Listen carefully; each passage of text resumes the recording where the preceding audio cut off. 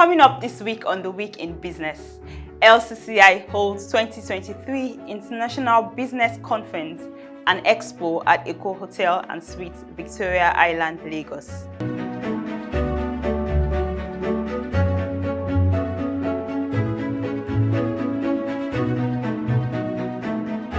Halal Expo Nigeria 2023, themed Strengthening the Nigerian Halal Ecosystem, holds at the Landmark Event Center, Lagos.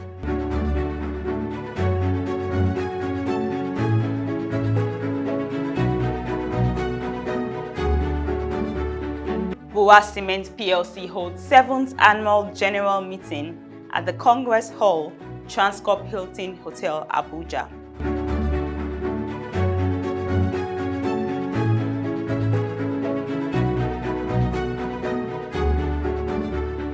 Meristem holds webinar on inheritance now and after on Thursday, 31st August 2023.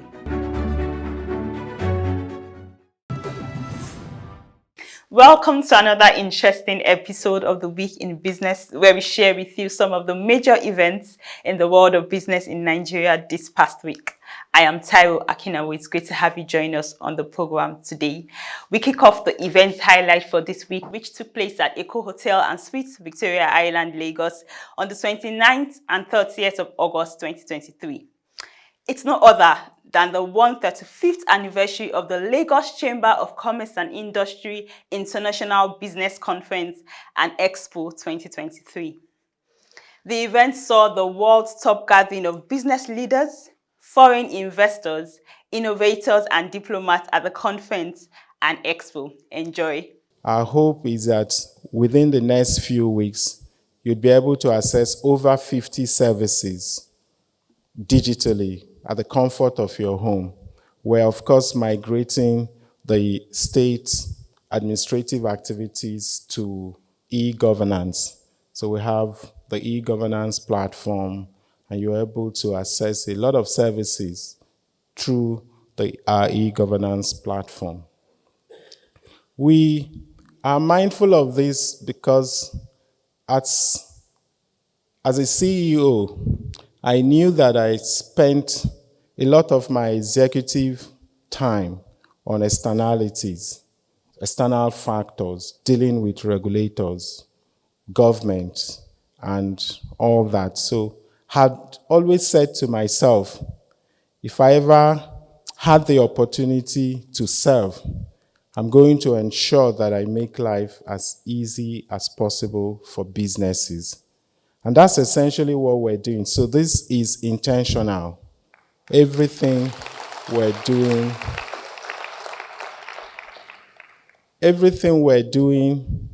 to attract businesses and investment, it's intentional. The Indonesia is of the view that Nigeria is our strategic partner in Africa continent, as well as in global arena, taking a note that our long-standing diplomatic relations between Indonesia and Nigeria have been established since 1965 and more flourish in years to come. Though there is unavoidable to uphold the cooperation between Indonesia and Nigeria in various fields, especially in economic sector. Excellencies, distinguished people, ladies and gentlemen, in order to take to higher level of cooperation and relevant to our theme today, allow me to highlight the opportunities from Indonesia outbound investment policies. The government of Indonesia encourages its state-owned enterprises to seek investment opportunities in Africa. There are 34 numbers of Indonesian enterprises that have established business partnership in Africa with a total investment of $5 billion in value. We are very happy that India and Nigeria have excellent relations for the past more than 66 years. Your independence is 64, but we had started, recognizing the importance and the value of Nigeria, we had started our diplomatic mission in Lagos in 1958, 2 years before the independence of Nigeria, and we have continued to develop our political, economic, trade, people-to-people contact, and cultural relations on a regular basis in a very fast pace. We have more than 135 Indian companies which have made Nigeria as their home for the past about 40, 50 years. And they have invested more than $19 billion worth of, $19 billion in the Nigerian economy. Anecdotally speaking, there is one small statistics which anecdotally states that Indian companies are the second largest employer of Nigerians after the Nigerian government. They are in almost every manufacturing sector, whether it is oil and gas or whether it is all the Okadas. 74% of the Okadas are actually Indian origin. Free trade agreements. Mexico has agreements with 43 countries around the world. That means that we are a platform for exportation. Our exportation annually goes around 460 billion US dollars, and we are importing something like 360 billion US dollars. Our gross national product is 1.3 trillion US dollars. That means that we have really seen and witnessed that the free trade agreement has been an asset for the prosperity of our lives.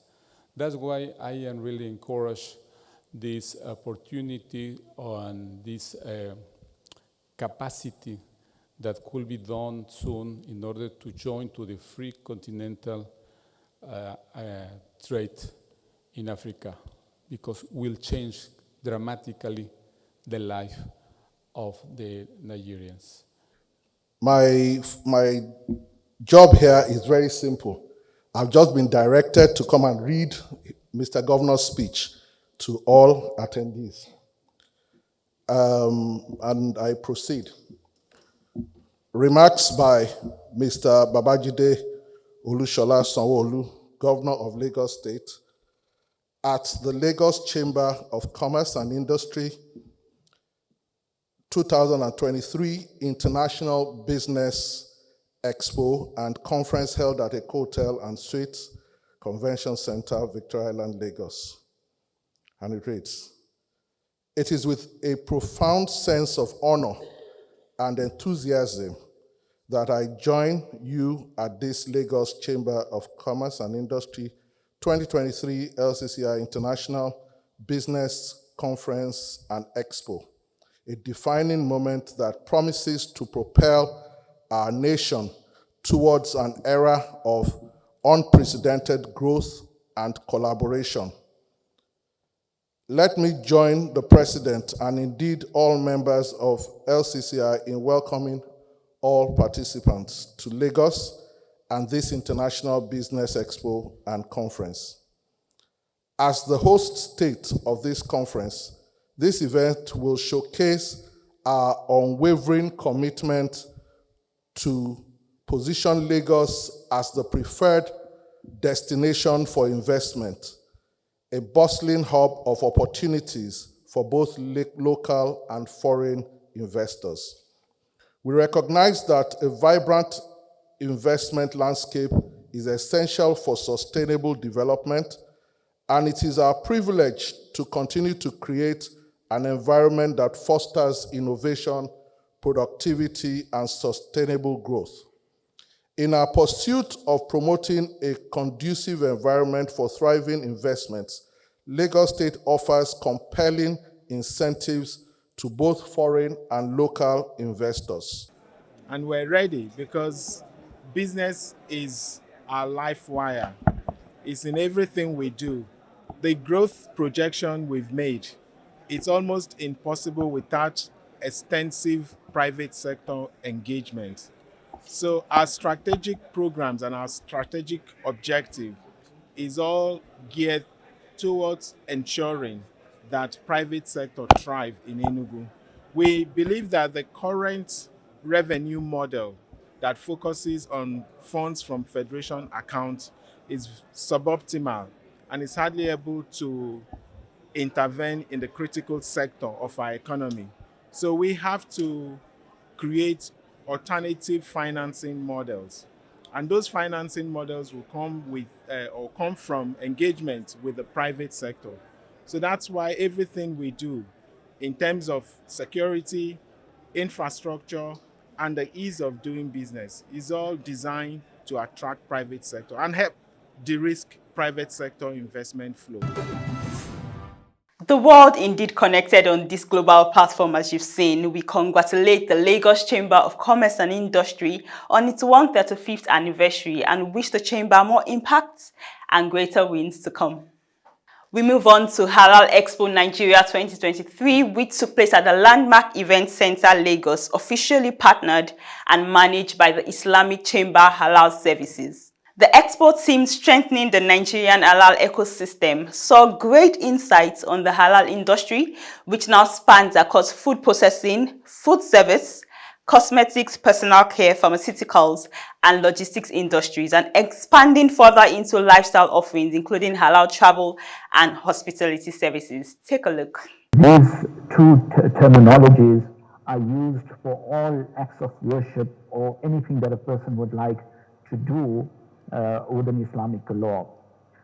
However, it has become synonymous to consumables, and if you do a Google search on halal, the search would show up as 80%, perhaps 80% would show you that what you can consume and what you cannot consume. To consume to consume halal is an imperative compulsion on individual of the Muslim faith, and it demands that if you consume haram, it has effect on you spiritually, and in the same way, if you consume halal, it has an effect on you positively. In today's world, an individual living in today's world, we cannot underestimate the global home that we are living in today. Whether you're residing in Lagos or you're residing in Durban here in South Africa, what transpires in various parts of the world definitely affects us, whether it be politically or otherwise. And because we live in this global world, we need to communicate, we need to make living easy for individuals in various parts of the world, and that is why halal becomes an imperative in terms of making this type of product or halal products available for the individual of the Muslim faith. And a person of the Muslim faith in today's world, he is also migrating to various countries. He's not living in his home country. And there are various aspects that you would need to look at when you're looking at opportunities and challenges of importing or exporting from a majority, what we would call non-Muslim majority countries. Discussing the global home that we live in, and it is a required norm to facilitate smooth trade between countries, companies, etc., in order to satisfy the needs of a third of the global population. And we all know that the people of the Muslim faith make up a third of the global population, and that is why halal becomes an imperative for products destined into such markets. There are certain countries that have taken halal more seriously.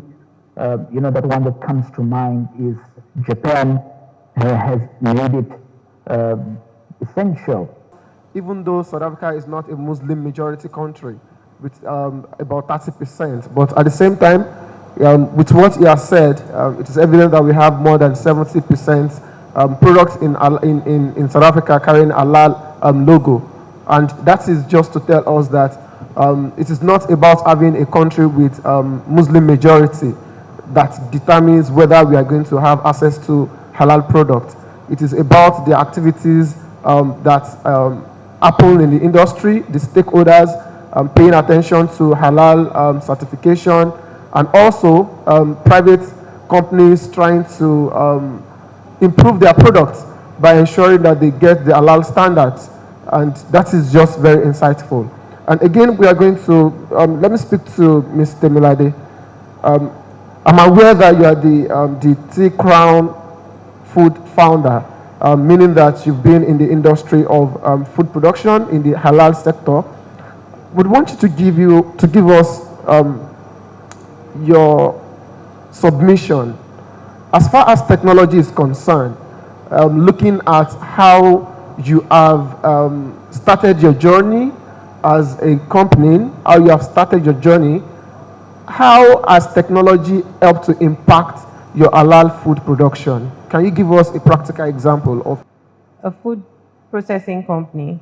We are dedicated to processing locally cultivated food products, making them conveniently available for the consumers and those are the halal community. So the halal community being the Muslims being over 2 billion in the global market, we realize that making our products available, processing and packaging our food products according to the standards of the halal certifications, we realized that initially when we started, we didn't have we didn't start with we started manually. We along the line we partnered with people in the industry, those that have already started. As the halal movement gains traction, we look forward to the global industry sets its sights further on Nigeria, one of the world's top viable halal markets. Next up is the 7th annual general meeting of Bua Cement PLC themed Sustaining Profitable Growth, which held on Thursday, 31st of August 2023 at the Congress Hall Transcorp Hilton Hotel, Abuja. At the AGM, shareholders approved the payment of ₦2.80 dividend. Additionally, the Chairman Board of Directors, Bua Cement PLC, Dr. Abdul Samad Rabiu, assured the shareholders of the commissioning of 2 additional cement production lines in Edo and Sokoto states in 2024, which will boost the company's production capacity to 17 million metric tons per annum. I will now report on the affairs of your company during the year under review. The chairman's statement appears on pages 13 to 16 of the 2022 annual report. Okay, I was going to ask. You beat me to it. Thank you. So, do I have your permission to take the chairman's statement as read? Unanimous? Thank you very much. Thank you, distinguished shareholders. I will now ask the representative of the external auditors to read the auditor's report. So, representative of auditors. Thank you. PwC? Yes, ma'am. Mr. Chairman. Good morning, Mr. Chairman. Good morning, Good ma'am. morning, Board of Directors and distinguished shareholders. Our independent auditor's report is on pages 74 to 77 of the annual reports and accounts. Mr. Chairman, distinguished shareholders, please permit me to read the abridged version of the audit report. Thank you. Independent auditor's report to the members of Bua Cement PLC. Report on the audit of the financial statements. Our opinion. In our opinion, Bua Cement PLC's, the company's financial statements, give a true and fair view of the financial position of the company as at 31 December 2022 and of its financial performance and its cash flows for the year then ended in accordance with International Financial Reporting Standards and the requirements of the Companies and Allied Matters Act and the Financial Reporting Council of Nigeria Act. What we have audited. We have audited Boa Cement PLC's financial statements, which comprise the statement of profit or loss and other comprehensive income for the year ended 31 December 2022, the statement of financial position as at 31 December 2022, the statement of changes in equity for the year then ended, the statement of cash flows for the year then ended, and the note to the financial statements, which include a summary of significant accounting policies. Basis for opinion. We conducted our audit in accordance with International Standards on Auditing, ISAs.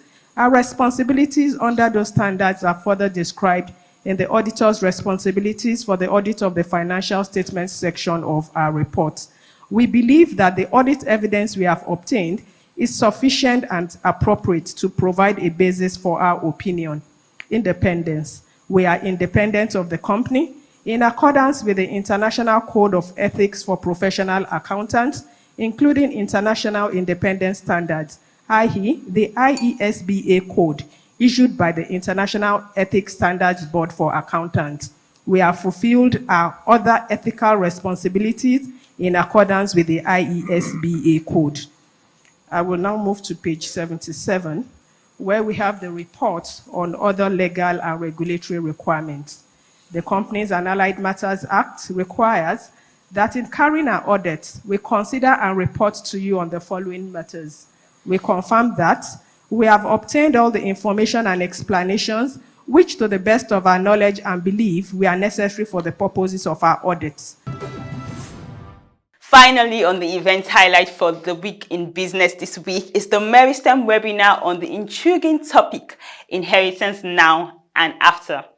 The event provided valuable insights into the complexities and considerations surrounding inheritance planning and management. In today's ever-changing landscape, planning has become more crucial than ever, and understanding the nuances of inheritance can significantly impact our financial security and the well-being of our loved ones. So ensure you do some planning for now and the future today. And how many generations you keep it for. And on this note, I would love to welcome you all to our webinar titled Inheritance Now and After. My name is Omoumi Adewale, and I will serve as your moderator for today. Estate planning is an important and everlasting gift you can give to your family. And setting up a smooth inheritance isn't a bad one, you might think. This is why this section today will be discussing and educating ourselves on different estate planning tools available to ensure that our accumulated wealth and assets is adequately transferred to the next generation. And on the other hand, how to assess the assets of deceased loved ones through probate management. At the end of this session, we would certainly have gained the right perspective on various estate planning tools and how to assess the inheritance of our deceased loved ones. To help us dissect this interesting topic today, I have seasoned professionals on this subject matter. Please welcome with me Mrs. Adekpeju Odusoya. Mrs. Adekpeju Odusoya is the Chief Magistrate Court of Lagos State Judiciary. She is an alumnus of Ogun State University, now called Olabisi Onabanjo University.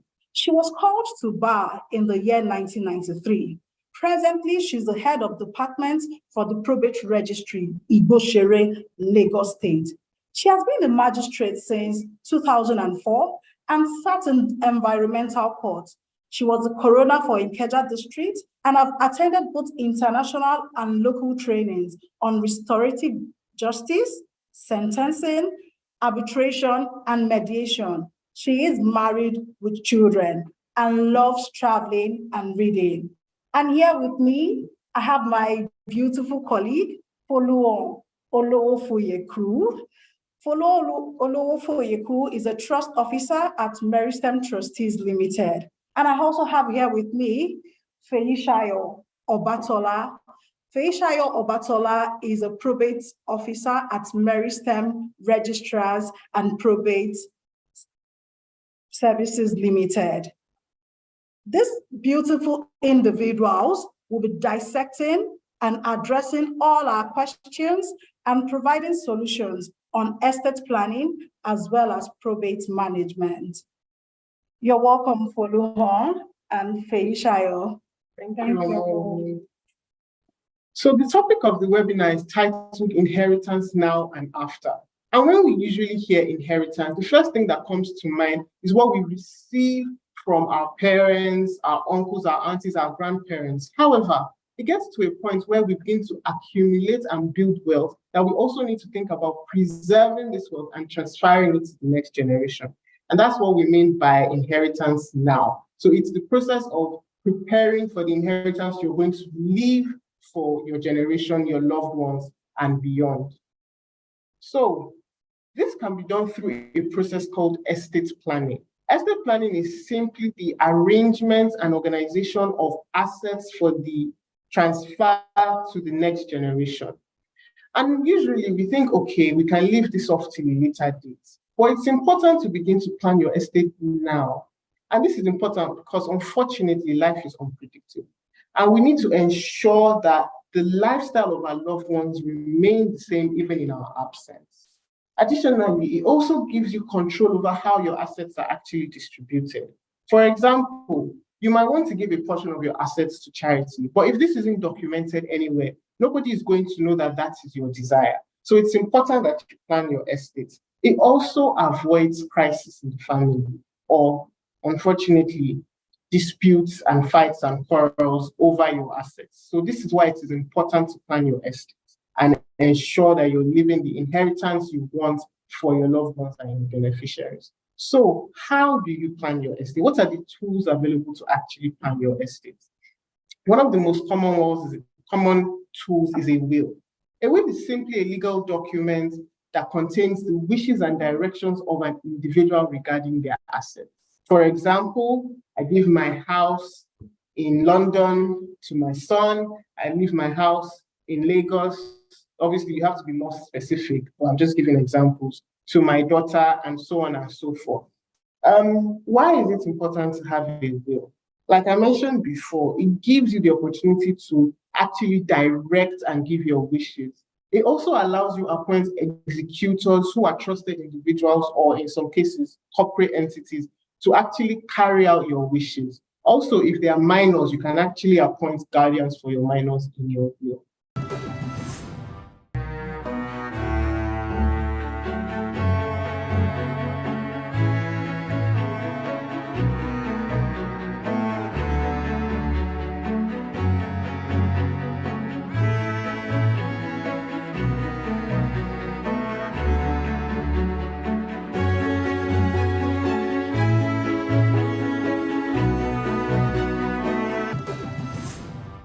And it's a wrap on the Week in Business for today. Thank you very much for watching. For more business, finance, and economy content, follow us on all our social media platforms at WebTVNigeria and visit our website www.poshare.co. I'm Taiwo Akenawo. So I come your way again next week. Enjoy the rest of your weekend and have a beautiful week ahead.